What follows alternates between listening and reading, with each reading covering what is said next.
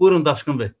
Üzeyir bəy, demək, bu günləri elə demək olar da, bu TRIP layihəsindən sonra artıq Rusiyanın Cənubi Qafqaz bölgəsindən çıxarılması prosesi. Əgər bu Ukrayna məsələsində Rusiyanın daha uduşlu bu oyundan çıxarsa, bu müharibədən çıxarsa, bu dəngələr dəyişə bilərmi? Rusiyanın Azərbaycana, ümumiyyətlə Cənubi Qafqaza və Azərbaycana dəngəsi dəyişə bilərmi? Yəni Ukrayna vəziyyəti. Necə görürsünüz? Bilirsiniz Daşqın bəy, yəni bu mənim subyektiv fikrimdir. Hətta mənim bəzən rusofob kimi də qələmə verirlər ki, mənim Rusiyaya çox böyük nifrətim var. Mənim Rusiyaya nifrətim yoxdur. Rusiya siyasətini aparan şəxslərlə nifrətim var. Yəni bunu açıq demək lazımdır. Çünki o siyasət doğrudan da yaramaz siyasətdir, zərərli siyasətdir və onlar özlərini hər zaman yekəxana aparıblar, yekəbaş aparıblar. Belə deyək, hər zaman bizə yuxarıdan aşağı bax. Təkcə bizə yox, ümumiyyətlə yəni qara millətə, yəni Orta Asiyalılara, Cənubi Qafqazlılara, qeyri-rus millətindən olan şəxslərə. Ona görə bu TRIP layihəsi bilirsiniz, artıq onların o məsələdə qatarı gedib. Yəni son vaxtlar ümumiyyətlə az danışırlar. Hələ ümid eləyirlər ki, ola bilsin gələn il Paşinyanı aşırtsalar bu seçkilər yolu ilə də, gələn ilin iyun ayında Ermənistanda keçiriləcək seçkilərdə bunlar Paşinyanı devirəndən sonra ola bilsin ki, nəyəsə nail olsunlar. Amma mən hesab edirəm ki, artıq Rusiya çox şeyləri itirib və Ermənistan da onların əlinin altından artıq sivişib çıxıb. Baxmayaraq Ermənistan biraz erməni fason davranır. Yəni erməniləri də başa düşmək lazımdır ki, orada heç bir ədəb ərkan, heç bir insanlıq tanımayan vəhşi bir 102-ci baza var Gümrük şəhərində. Yəni ruslar ondan istifadə edib hansısa bir hərəkət eləyə bilərlər. Petrosyanlar, Sarkisyanlar və digərləri vasitəsilə, Kaçaryanlar vasitəsilə. Ona görə də Paşinyan maksimum çalışır ki, yəni belə deyək, incə bəzi işləri həyata keçirsin. İndi onda hələlik alınır. Gələn il üçün əgər sağ-salamat bu seçkiləri başa vursa və Ermənistan doğru düzgün seçim eləsə, mənə gəlir ki, hər hansı bir narahatçılıq olmayacaq. O ki qaldı, mənim fikrimi bilmək istəyirsinizsə, Ukraynadan sonra Rusiya harasa gedə bilər.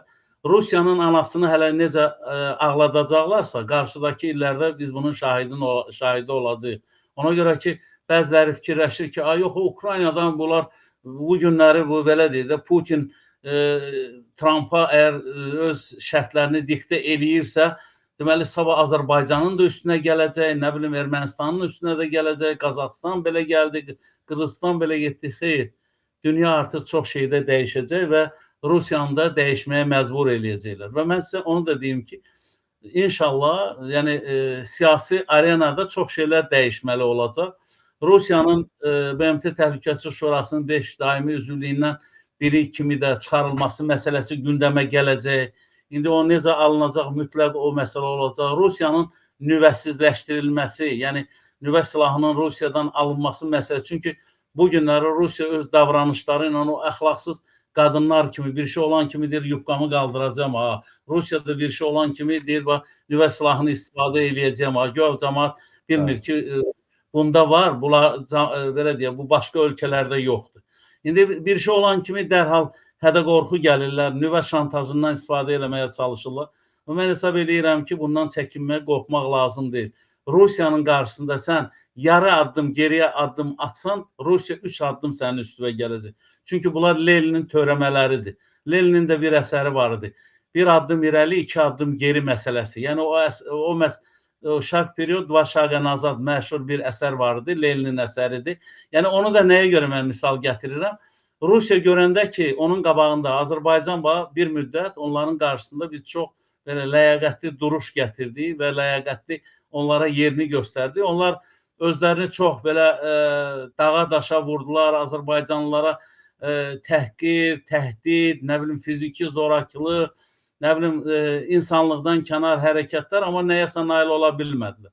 Amma mən hesab edirəm ki, bu Zəngəzur dəhlizindən söhbət gedir. İndi adını onu Trump marşrutu qoyurlar. İnşallah o da müvəqqəti, yəni bir addır. Mən şəxsən düşünürəm ki, Trump'un bu davranışlarından sonra, bir müddətdən sonra Trump'un adı da elə Putinin adı kimi yəni o qədər də belə ürəklə çəkilməyəcək. Çünki bu günləri faktiki olaraq Putin'dən çox deməli Trump Putin'i eləyir. Mənim cümləm bilmirəm indi sizə çatdı ya yox. Yəni bu gün Putin'dən daha çox yəni Amerika Rusiyanın maraqlarını dilə gətirir və beynəlxalq hüquq qalıb bir tərəfə. Trump deyir ki, yox, siz evinizdən imtina eləməlisiniz. Bunu Volodya istəyir. Volodya çox şey istəyir. Volodya üzr istəyirəm başını divara döyür. Çox şey istəyə bilər.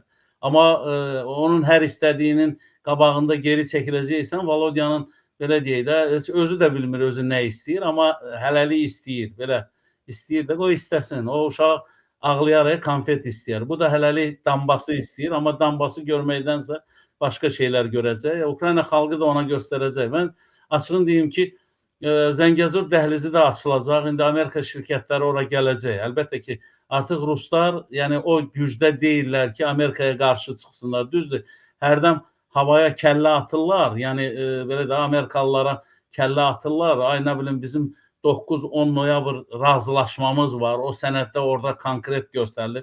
Bunlara lazım olanda razılaşma yada düşür. Amma lazım olmayanda heç Azərbaycanın ərazisindən qeyri-qanuni erməni silahlı birləşmələrin çıxarılması idi. Sonra orada deməli Naxçıvana vətəndaşlarımızın maneəsiz rahat gedib gəlməsi məsələsi də heç o da yada düşmürdü. Amma özlərinə lazım olanda yadlarına salırlar da. Bunlara da Rus deyirlər. Bunlar Medvedev ağlındadılar, bunlar Putin ağlındadılar, bunlar Maşa Zaxarova ağlındadılar, bunlar Lavrov ağlındadır. Yanlışın Lavrov dedim. Trump'ın gözü aydın olsun. Lavrov sənədi bəyənməyib. Deyib, qızın eybi var. 7 bəndi bəyənməyib və deyib ki, sənədi aparın, təzədən gətirin.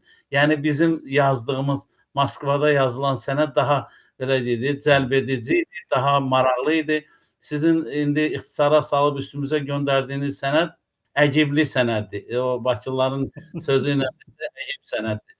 Ona görə də Lavrov bu günləri hələlik qışqırır, görək bunun qışqırığının sonu nə olacaq. Bunlar ikisi də eyni, belə deyək, bağçanın uşaqlarıdır. Yəni o mənada ki, bunlar eyni mahnını oxuyurlar, o cip-cip cücələrin mahnısını oxuyurlar, amma fikirləşmirlər ki, dünya çoxdan cip-cip cücələrin mahnısının yaşından da çıxıb. Çünki indi artıq dünya çox şeyləri çox gözəl bilir. Yəni Trump'ın da nə istədi? Trump'ın qarnının ağrısı ancaq puldur. Trump'ın qarnının ağrısı ancaq sövdələşmədir. Onun o məşhur bir sözü var.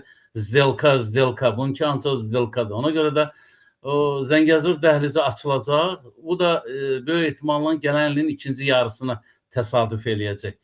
Ola bilsin birinci yarısına seçki öncəsi olsun, amma hər halda mən hesab eləyirəm ki, Paşinyana da təlimat verən qərb təlimatçılar deyiblər ki, maksimum çalış, yəni sürüşkən və yaxud da ki, belə qıcıqlandırıcı bəyanatlar olmasın. Necə ki, bugün Ukrayna prezidenti Zelenski maksimum çalışır ki, Trump'ın o belə deyək də, o gözəl qaşları çatmasın və yaxud da ki, belə əsəbləşməsin. Deyir, seçki deyirsən, başdır, seçki keçirək. Deyirsən, qoşunları istəyirsən azaldaq, azaldaq. Amma hamısının yanında sən duracaqsın. Təminat verirsən, Trump da belə gözlərini bərəldir, deyir ki, icazə ver fikirləşim, evdə məsləhətləşim, deyərəm sənə. Doğrudan da çox belə görürsünüz Daşqın və siz də mən də gülür, bütün dünya gülür. Yəni bu müharibə aparan ölkə hara, seçki hara. Müharibə aparan ölkə, torpaqları işğal olan ölkə ordunu azaltmalıdır. Ay qardaşım, başa düşürəm, pulu sən verirsən, musiqini sən sifariş edirsən. Belə bir deyim var. Amma bu o demək deyir ki, sən məni ümumiyyətlə kiminsə qabağında lüt üryan eləyərsən, üzr istəyirəm ifadəmə görə və təslim eləyərsən.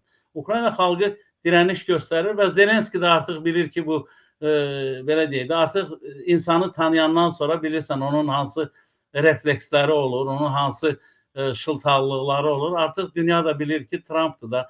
Deyir, hə, baş üstə. Seçki baş üstə. Nə bilim, obusu baş üstə, amma inanın ki, bunların heç biri olası deyil. Yəni, hələlik bu, belə deyək də, yola verdi kampaniyasıdır. Yəni, Amerikanı da yola verirlər, amma inşallah inanıram ki, dünyada haqq, ədalət qalib gələcək. Necə ki, biz qardaşlarımızın, əzizlərimizin canı və qanı hesabına, əziz şəhidlərimizin qanı və canı hesabına öz torpaqlarımızı 28 ildən yaxın bir müddətdə nəhayət ki, azad elədik. Hərçənd ki, bugün Rusa qalsaydı, həmin o Putina, Lavrova və digərlərinə, onlar Qarabağ məsələsini həll etmək fikirləri yox idi. Onlar bu məsələni hələ uzun illər uzatmağa meyilli idilər, israrlı idilər və buna çalışırdılar. Və şükürlər olsun ki, bu günləri biz artıq o mərhələni keçmişik. İnanıram ki, regionda da Rusu mitilləyəcəklər öz yuvasına. Ayı harda olmalıdır, öz yuvasında olmalıdır. Ayını da yollayacağıq inşallah öz layiq olduğu, necə deyirlər, nə deyirlər onun məkana, yuvasına. Bəli, yuvasına. Təşəkkürlər. Çox sağ olun Üzeyir bəy.